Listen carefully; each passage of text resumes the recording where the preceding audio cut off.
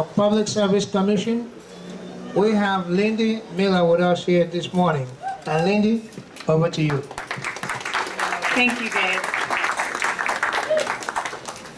Thank you to all the veterans who stood up before. We really appreciate your service.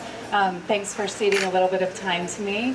And it's just really great to be here. And thank you to Phyllis, who kind of introduced me to the Gwinnett Democrats, and to Daniel Blackman, who's here as well, and my son. I was born and raised in Atlanta, and I live with my husband and 3 kids now in Decatur, and some people have asked if I'm running because I have 3 boys under 9, and it's a good way to get out of the house, but I did bring one with me. This is all new to me. I'm not a politician. I have a business background. I just left a career at Deloitte. I was most recently leading public policy for the firm globally. And about 2 years ago, nights and weekends, I started a small clean energy business here in Georgia. And I did that in addition to my day job with my 3 kids, and I traveled all around the state. And I met with lots of schools and small businesses and community leaders and houses of worship, and people are very, very frustrated. They don't understand their bills. They don't feel like they have a choice in how to meet their energy, and they feel like the system is rigged against them. And I'll tell you something, I think they're right. I think that this system is rigged against them, and that's why I'm running.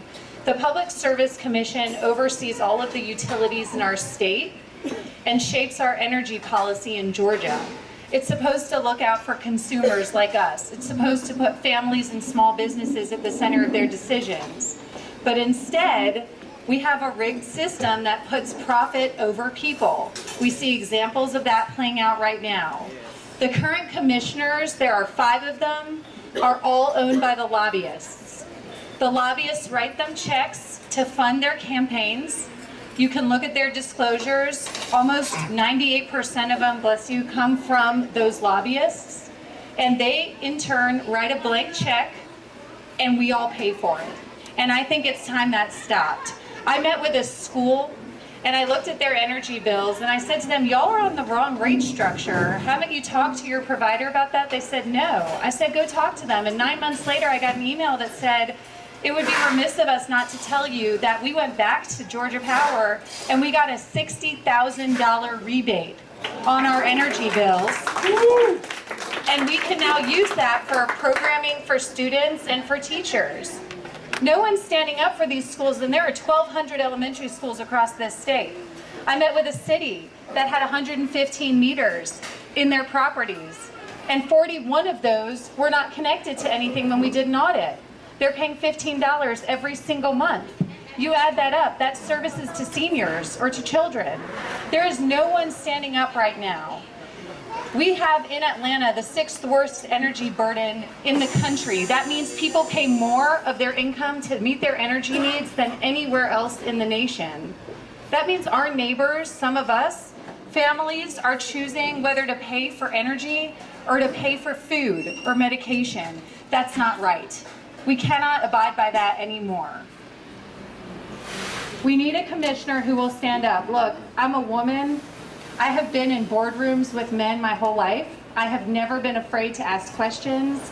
I believe this is an election that we can win. I think this is a year for women. This is a year for people with experience on due diligence, who can hold companies accountable, who can stand up for consumers. These are the seats. These Public Service Commission seats are the first ones that Republicans won in the 90s. These are up for grabs. Do not forget to go down that ballot, tell all your friends, amplify our message. It's time to put people first in this state. I'm Lindy Miller. You can check it out, millerforgeorgia.com. Please like us on Facebook and be the voice that we need. If I ask you who's your public service commissioner, who are one of the 5, and only one woman has ever been elected in history to those 5 seats, nobody knows the answer to that question, and I think that's an opportunity. That is an opportunity. So Miller for Georgia, please vote on May 22nd in the primary. Thank you so much. Thank you. Thank you. Thank you.